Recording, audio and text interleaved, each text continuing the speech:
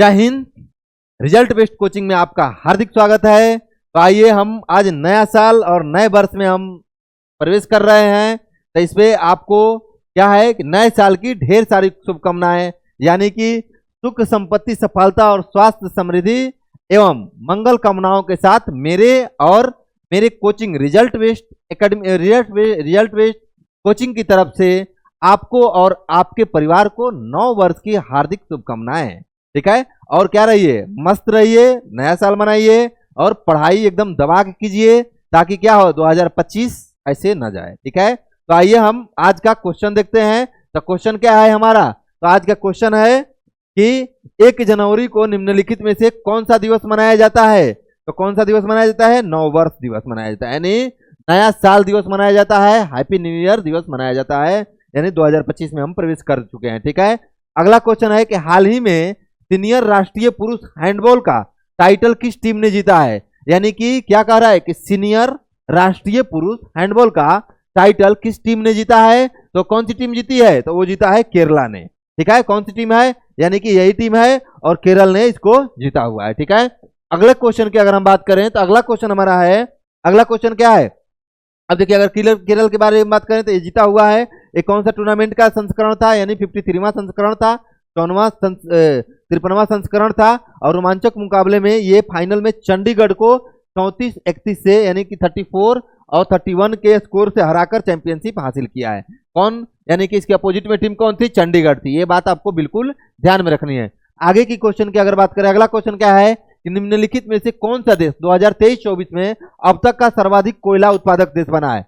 अब तक का सबसे अधिक कोयला उत्पादक देश कौन बना है? तो वही बना है ड्रैगन, यानी कि चाइना। ठीक है, चाइना क्या बना है? अब तक का सबसे अधिक कोयला उत्पादक देश बना हुआ है। ठीक है, अगले क्वेश्चन की अगर बात करें तो अगला क्वेश्चन क्या है? दिसंबर 2024 में किस देश ने स्पैड एक्स मिशन को लॉन्च किया है? स्पैड एक्स यानी स्पैड एक्स मिशन को किस देश ने लॉन्च किया है? तो वो है हमारा प्यारा देश भारत, यानी कि अमेरिका, रूस और चीन के बाद हम चौथे ऐसे देश हैं जो स्पैड एक्स मिशन को लॉन्च किए हैं। अगर इसके बारे में आपको पूरे डिटेल्स के बारे में पढ़ना है तो हमारे ही चैनल पे क्या है, इसके बारे में पूरा डिटेल्स दिया गया है। आप जाइए और उसमें क्या है, प्ले लिस्ट में होगा और इसको आराम से आसानी से पढ़िए। इसरो के बारे में समझाया गया है और स्पैड एक्स मिशन के बारे में समझाया गया है, पूरी तरीका से उसमें डिटेल्स बताया गया है। वहां आप जाके आराम से एक बार देख लीजिएगा, पढ़ लीजिएगा, क्योंकि वो आपके जीवन के साथ साथ आपके एग्जाम के लिए भी महत्वपूर्ण है। ठीक है, तो और इसी के साथ क्या करना है, रिजल्ट बेस्ड कोचिंग चैनल को लाइक, सब्सक्राइब और शेयर भी कर देना है। ठीक है,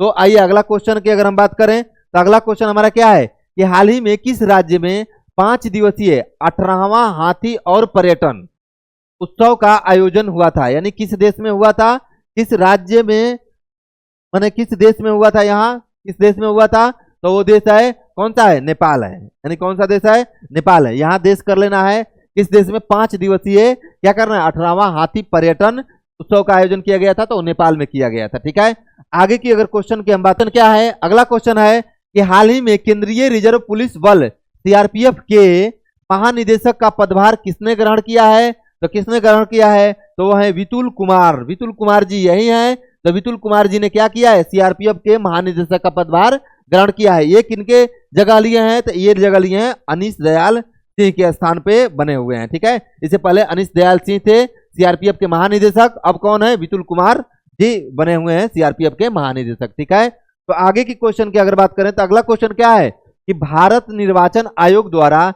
जारी आंकड़ों के अनुसार 2024 के लोकसभा चुनाव के दौरान किस राज्य या केंद्र शासित प्रदेश में महिला मतदाताओं का प्रतिशत देश में सबसे अधिक रहा?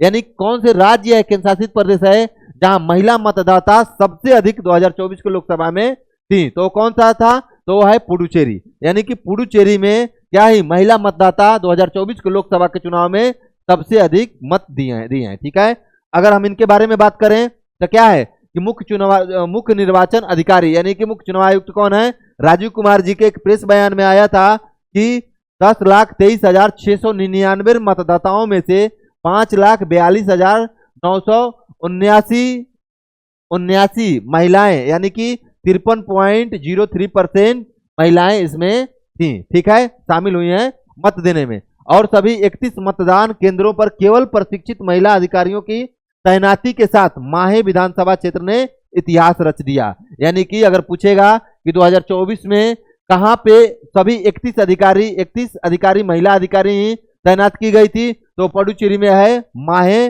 विधानसभा क्षेत्र। यहाँ 31 मतदान केंद्र पे सभी प्रशिक्षित महिला अधिकारी ही थी। ठीक है, तो आगे की क्वेश्चन की अगर हम बात करें, अगला क्वेश्चन, तो अभी हाल ही में भारतीय सेना ने किस महान योद्धा की प्रतिमा को पैंगोंग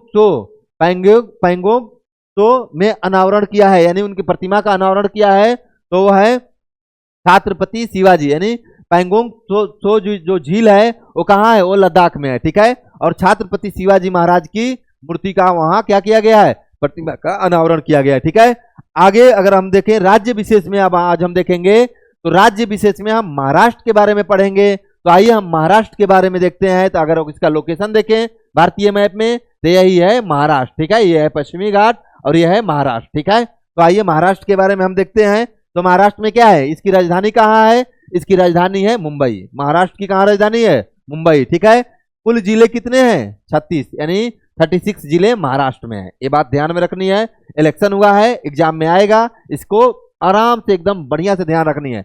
अगर राज्यपाल की बात करें तो श्री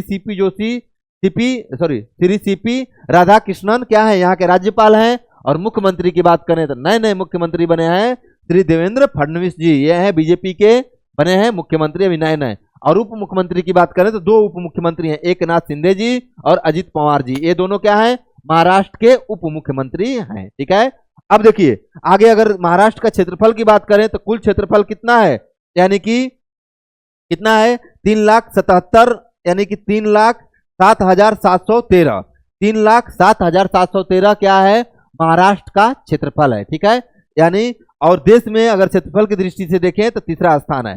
पहला हमने बताया था, पहला राजस्थान, दूसरा मध्य प्रदेश, और तीसरा महाराष्ट्र, और चौथा उत्तर प्रदेश है, और पांचवा पे तो गुजरात हमने बताया ही था। तो आपको क्या है, राज्य विशेष पढ़ने से आपको ये फायदा मिल रहा है कि कितने राज्य, कौन से राज्य किस नंबर पे क्षेत्रफल की दृष्टि से है, और एक क्रम भी पूछ देता है एग्जाम में। तो पहला कौन सा है, राजस्थान, दूसरा कौन सा है, मध्य प्रदेश, तीसरा कौन सा है, महाराष्ट्र, चौथा कौन सा है, यूपी। तो ये आपको क्या देना है, ध्यान इस पे आपको बिल्कुल देते रहना है। ठीक है, अगर हम आगे महाराष्ट्र की बात करें तो यहाँ जो विधायिका है वो कैसे है, द्विसदनात्मक विधायिका है। यानी कि यहाँ की विधायिका में क्या है, विधानसभा और क्या है, यानी कि विधानसभा और यहाँ है, और एक है विधान परिषद। यानी कि यहाँ क्या है, विधानसभा और विधान परिषद है, यानी कि परिषद भी यहाँ है। ठीक है, विधान परिषद। तो यहाँ अगर हम देखें कि विधान परिषद में क्या है, यानी विधानसभा में 2 द्विसदनात्मक है, पहला विधान परिषद मान लीजिए, दूसरा विधानसभा। तब विधान परिषद में सीटों की संख्या कितनी है, 78, और विधानसभा में सीटों की संख्या कितनी है, 288। ठीक है, यानी 288 विधानसभा में यहाँ की सीटों की संख्या है। ठीक है, तो इस प्रकार हम महाराष्ट्र के बारे में एक संक्षिप्त विवरण देखे हैं, और इसका नेक्स्ट वीडियो में हम क्या देखेंगे, पूरे डिटेल्स और महाराष्ट्र के बारे में। ठीक है, तब तक के लिए धन्यवाद। फिर से आपको एक बार 9 वर्ष की हार्दिक शुभकामनाएं मेरे और मेरे कोचिंग रिजल्ट बेस्ड कोचिंग की तरफ से। ठीक है, तो तब तक के लिए आप करंट अफेयर्स देखते रहिए और आज आराम से न्यू ईयर मनाइए। ठीक है, जय हिंद, जय भारत।